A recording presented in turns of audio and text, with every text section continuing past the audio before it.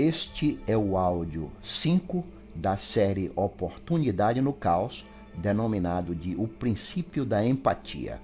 É tudo uma questão de salve-se quem souber.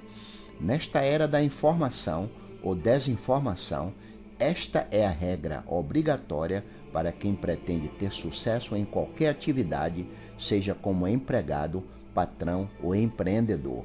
O sucesso não é medido apenas pelas conquistas materiais, e sim pela qualidade de vida da pessoa. Ter sucesso para mim significa fazer o que lhe deixa empolgado quando e onde você deseja, com as pessoas da sua escolha, com saúde, sem estresse, sem problemas financeiros e, sempre que possível, ajudando aos outros indivíduos a realizarem os seus sonhos. Jamais se esqueça, caro ouvinte, que o egoísmo é o pior de todos os defeitos de caráter e capaz de neutralizar todas as virtudes do indivíduo. Olá, caros amigos e amigas ouvintes e compatriotas brasileiros. Meu nome é Dan Herman, o inconfundível, e preparem-se porque vocês estão a ponto de aprender uma técnica infalível para combater o egoísmo, atrair sucesso e repelir ou rejeitar tudo que contribui para seu fracasso em qualquer atividade da escola da vida. Você sabia, caro ouvinte, que é sinal de perspicácia buscar referências históricas para tentar entender a realidade do presente e ter um norte para nossas ações? Com a ajuda de informações fidedignas, fica fácil estabelecer relações precisas entre os acontecimentos do passado e os que são mantidos às ocultas ou são intencionalmente distorcidos no presente, dificultando nossa caminhada evolutiva. É tudo uma questão de salve-se quem souber. Galileu, por exemplo, o cientista italiano e um dos maiores pesquisadores que a ciência conheceu, revolucionou a sociedade de sua época e foi acusado de herege pela Igreja Católica, sendo obrigado a se retratar para não morrer queimado, porque demonstrou com experiências concretas que era um grande equívoco considerar a Terra fixa e o centro do universo. Sua descoberta também não foi aceita pela academia, que o considerou subversivo, pois colocava abaixo muitas teorias já admitidas, e isso significava que toda a ciência da época teria que ser reestruturada. E o que é mais importante, a mudança de modelo ameaçaria a reputação dos poderosos que defendiam o geocentrismo. A conscienciologia, por sua vez, nos revela algo de modo técnico ainda mais revolucionário na atual conjuntura da sociedade capitalista moderna. De acordo com as pesquisas desta neociência, nós, seres humanos, não somos egoístas por natureza, e a hipótese de que o egoísmo e amor próprio são idênticos é justamente o trágico equívoco causador de sentimentos e comportamentos altamente prejudiciais, como o orgulho, ódio, ciúme, a ingratidão, ansiedade, usura, cobiça, inveja, concorrência desleal e a exclusão social, tão difundidos nos dias atuais. O egoísmo é a base da doutrina materialista, do capitalismo selvagem e da visão obcecada dos fins, não importando os meios. É o principal encorajador da política de expansão e domínio econômico de uma nação sobre outras. O egoísmo perturba as relações sociais porque provoca conflitos, aniquila a confiança, obrigando a pessoa a se manter na defensiva contra seu vizinho, parceiro, sócio, cliente, empregado, filho e cônjuge. O egoísmo faz do amigo um inimigo e é a matriz preponderante nos desajustes matrimoniais. Uma das mais importantes lições da conscienciologia é que estamos nesta existência prioritariamente para aprender e ajudar uns aos outros. Esse é um ponto fundamental e pacífico que nunca deve ser esquecido e que dispensa qualquer discussão. Sem a ajuda aos outros e sem o auxílio alheio, jamais conseguimos superar os obstáculos que a vida nos impõe. Esta revolucionária neociência, proposta e sistematizada pelo médico e cientista brasileiro Valdo Vieira, estuda a consciência humana admitindo-se as seguintes hipóteses. Primeira hipótese: a multidimensionalidade do universo. Em outras palavras, há diferentes dimensões de manifestação das consciências, variando a densidade energética e o nível evolutivo dos habitantes. Essas dimensões se interrelacionam e se influenciam o tempo inteiro. Segunda hipótese: as múltiplas existências, popularmente conhecida como reencarnação, um termo religioso não adotado pela conscienciologia. Esta hipótese significa o seguinte: este é o princípio fundamental da evolução da consciência, as múltiplas existências. A consciência evolui por meio da acumulação de experiências numa série longuíssima de vidas sucessivas. Terceira hipótese: os chamados fenômenos paranormais ou parapsíquicos. O parapsiquismo é a faculdade da pessoa de perceber além dos 5 sentidos fisiológicos. Todos nós, independente de idade, sexo, raça, crença religiosa e classe social, somos capazes de desenvolver nosso parapsiquismo latente. É importante enfatizar que a conscienciologia é uma ciência, portanto, suas pesquisas e análises são realizadas totalmente despidas de misticismo, deslumbramento, religiosidade, cultos, rezas, orações ou subserviência a um filho predileto de um suposto Deus criador inventado pelas religiões ditas cristãs.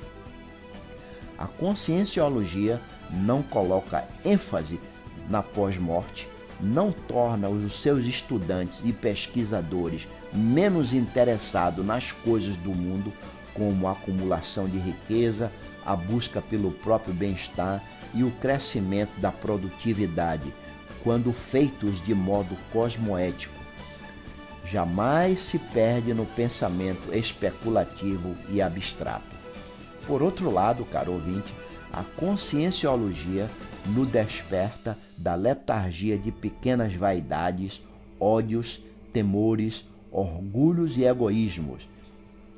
Enfatiza a importância de tomar parte ativa nas questões cotidianas, com naturalidade e espontaneidade. Indica a origem das frustrações e sofrimentos humanos e a forma de superá-los de maneira racional. O valor de verdade ou falsidade das hipóteses conscienciológicas provém da experimentação pessoal. O saber oriundo desse tipo de investigação é sistemático, logicamente ordenado e possui caráter provisório, não sendo, portanto, conhecimento falível. Em outras palavras, caro ouvinte, não há dogmas na conscienciologia. De acordo com as 3 hipóteses que acabamos de citar, agilizar a própria evolução e catalisar a evolução das outras consciências é a razão primordial das múltiplas existências neste planeta escola-hospital. Esse é o sentido para a vida humana, caro ouvinte. Essa é a finalidade da nossa presença neste planeta escola-hospital. Não há outra explicação mais convincente e lógica. Não somos indivíduos isolados, estamos todos interconectados. Quanto mais o indivíduo aprende a decifrar a vida e a entender sua finalidade, tanto mais útil se torna para si e para a sociedade. Essa é a maneira mais inteligente de viver.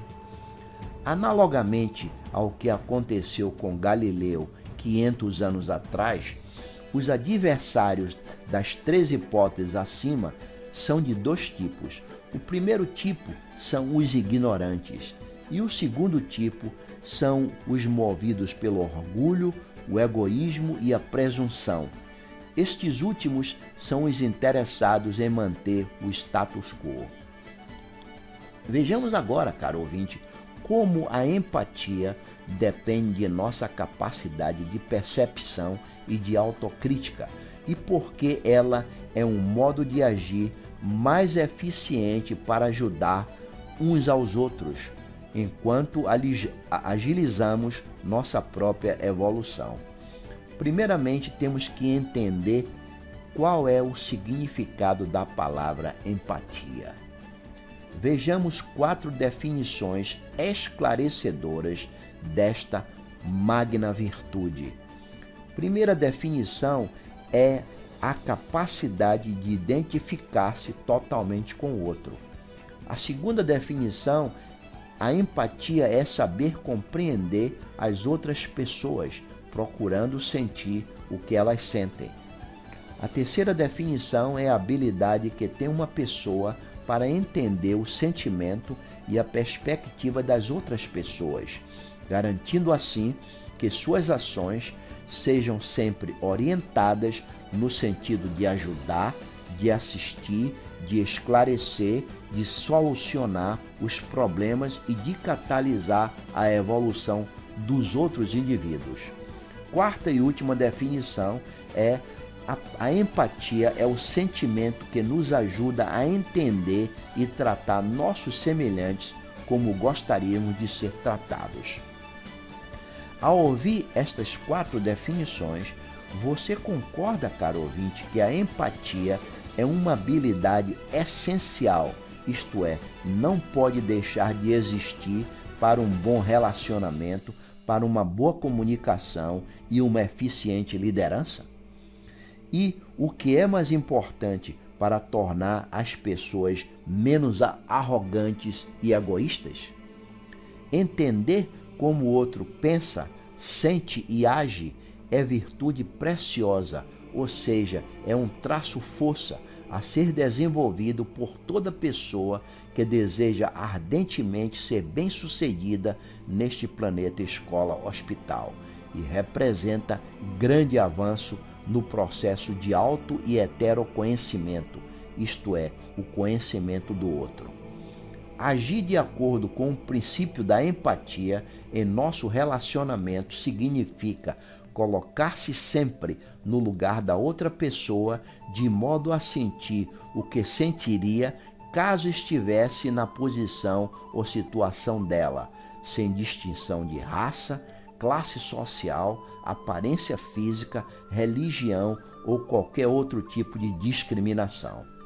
Isso implica, caro ouvinte, não censurar o comportamento alheio, nem prejulgar pessoa alguma sem primeiro colocar-se em sua posição, isto é, calçar primeiro os seus sapatos e andar 1 quilômetro, como aconselhou o sábio Confúcio.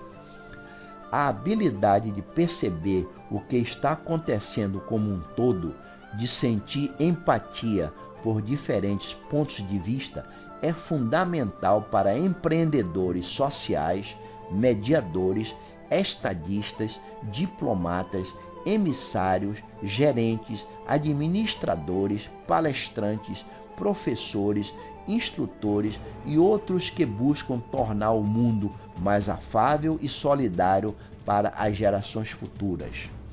Atenção, caro ouvinte, é importante não confundir empatia com termos religiosos, tais como piedade, compaixão e consolação. 3 sentimentos comumente despertados pela desgraça e dor de outrem, que normalmente consideramos inferior a nós, em algum aspecto. Esses 3 sentimentos, piedade, compaixão e consolação, também costumam evocar sentimentos de desprezo nas pessoas. Após ouvir e refletir sobre o conteúdo deste áudio, você entenderá por que a empatia, juntamente com a perseverança, são consideradas as 2 qualidades mais importantes para o sucesso em qualquer atividade na escola da vida. Muito mais do que um falacioso número denominado de QI, o quociente de inteligência. Foi o que concluiu no final de 2000 uma pesquisa iniciada em 1950 e realizada pela prestigiosa Universidade Harvard entre os seus milhares de graduados. A habilidade de levar em consideração a perspectiva dos outros semelhantes é uma característica exclusiva dos seres humanos e da nossa faculdade de imaginar e inventar. Os inovadores mais produtivos e criativos, seja no mundo dos negócios ou em qualquer área do conhecimento, são os indivíduos que conseguem enxergar a solução dos problemas a partir de vários pontos de vista. E é justamente isso, caro ouvinte, a capacidade de se identificar com a vida do usuário que torna suas inovações prontamente aceitas na sociedade. A empatia nos ajuda a trabalhar em equipe de maneira harmoniosa pelo entendimento de que cada participante pode contribuir positivamente de alguma forma para a realização da tarefa ou concretização dos objetivos do grupo. Quando temos a percepção das motivações, inquietações, limitações, medos, imaturidades, pontos fracos, talentos e pontos fortes dos outros indivíduos participantes do grupo, podemos contribuir de maneira mais relaxada e produtiva para a solução dos desafios e problemas enfrentados pelo grupo. Estudos recentes, também realizados nos Estados Unidos, mostraram que nas comunidades onde a empatia é ensinada e praticada nas escolas e no seio das famílias, os adolescentes são mais comprometidos em manter a ordem e o bem-estar social. São também menos preconceituosos, são menos propensos ao bullying, a se comportarem agressivamente e a se envolverem em badernas e arruaças. Tais resultados positivos e edificantes são obtidos quando cada um de nós, individualmente, aprendemos a desenvolver nossa percepção e, através dela, utilizamos os 5 sentidos para avaliar e captar informações sobre as coisas, situações, pessoas e ambientes, e como eles nos afetam. A percepção que o indivíduo tem de si mesmo chama-se autopercepção. A percepção está relacionada com outra qualidade da consciência não menos importante, a autocrítica. A autocrítica é o ato de discernir, julgar, analisar, examinar e estudar a si mesmo, reconhecer as próprias qualidades e defeitos nas ações do cotidiano. Sem autocrítica, caro ouvinte, não há renovação pessoal, autocorreção, mudança para melhor do rumo da vida e nem há evolução consciencial. A falta de autocrítica se manifesta em múltiplos contextos evolutivos, inclusive os mais sutis. A autocrítica e a percepção são analisadas detalhadamente na lição 11, quinta revelação do manual Salve-se Quem Souber, disponibilizado no meu site www.salvesequemsouber.com.br. O desconfiômetro das posturas e ações pessoais é o primeiro passo para a autocrítica sadia e cosmoética. Eis duas posturas incoerentes da pessoa que demonstra baixo nível de autocrítica. Primeiro, a pessoa é prestativa, assistencial, solidária, benevolente, porém, nos momentos de crise existencial, ela não aceita ser ajudada devido ao orgulho. Segunda postura, a pessoa é produtiva, proativa, empreendedora de projetos arrojados, contudo, sem cuidar adequadamente de si mesmo, da saúde, da higiene pessoal, da alimentação e do lazer. O segredo para desenvolver a percepção e a autocrítica e, portanto, a empatia está em identificar as crenças que levam o indivíduo a repetir os mesmos erros e padrões de comportamento. Para descobrir quais são essas crenças, revê o áudio 4 da série Esclarecedora. Uma vez que na escola da vida, caro ouvinte, as lições são repetidas até serem aprendidas, e já que, obviamente, você não pode aprender as lições antes de tomar consciência delas, é prioritário haver percepção autoconsciente do que você emite e recebe diariamente, para que, de fato, as realidades sejam percebidas e vivenciadas. Com essa finalidade, é importante perceber com lucidez e autocrítica os 11 ensinamentos seguintes. Primeiro ensinamento: o modo como formulamos nossos pensamentos e fazemos avaliações e interpretamos as situações e eventos do dia a dia. Segundo, será que nosso status acadêmico, profissional ou financeiro está influenciando nossas decisões do cotidiano? Terceiro, como reagimos em relação às diferentes opiniões que são formuladas pelos diferentes tipos de pessoas? Pobre ou rico, feio ou bonito, negro e branco, gordo e magro, alfabetizado e intelectual. Quarto ensinamento: será que nossa imagem e ideias preconcebidas e preconceituosas das outras pessoas estão interferindo em nossas percepções? Quinto, se conseguimos fazer o que ensinou Confúcio: antes de pintar é preciso ter um fundo branco, ou seja, ouvir as outras pessoas esvaziando ou deixando um pouco de lado o que está dentro de nós para só depois comparar com nossas pensenizações. Esse é um dos segredos da boa comunicação: saber ouvir. Sexto ensinamento: se, para compreender as outras pessoas, procuramos sentir o que elas sentem, ou seja, sentimos empatia. Sétimo ensinamento: se, em momentos de crise, sentimos-nos vítimas das circunstâncias ou algozes ou justiceiros da situação, querendo fazer justiça com as próprias mãos.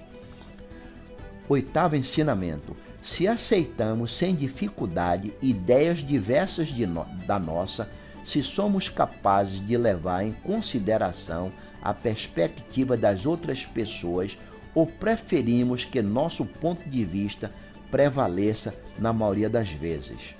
Nono, se conseguimos abrir mão de nossas ideias e projetos para o bem de todos os envolvidos. Décimo, se costumamos assumir compromissos conosco e com outras pessoas que não conseguimos pôr em prática por preguiça e irresponsabilidade. 11º e último ensinamento: qual é o resultado de nossas ações? Elas geram equilíbrio ou desequilíbrio das energias gravitantes por onde passamos. Toda essa percepção, caro ouvinte, é feita levando-se em conta as prévias lavagens cerebrais que sofremos e as influências exercidas pela família, religião, cultura e por valores pessoais. Agora, vejamos como a empatia pode contribuir para melhorar a qualidade de vida no caos brasileiro.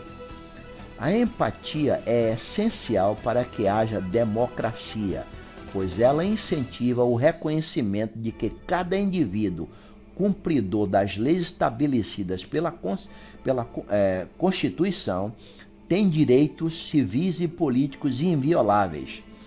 A empatia não tolera a desigualdade social. No Brasil, o paraíso tropical, não há democracia, caro ouvinte. O que temos é uma anarquia. Somos considerados internacionalmente o campeão da desigualdade e injustiça social. Neste paraíso tropical, as maiores vítimas são os mais fracos, as crianças e os idosos pobres. E um país que não valoriza o potencial de suas crianças e despreza a sabedoria de seus aposentados é uma sociedade que mostra indiferença para com seu futuro. Daí a razão, caro ouvinte, para minha proposição.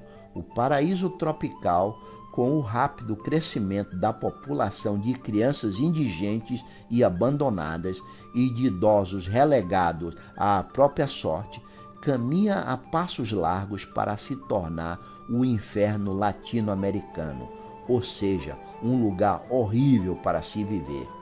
Esta é uma tese que defendo com unhas e dentes, fundamentada no seguinte fato: se um país é uma árvore, a criança é um fruto.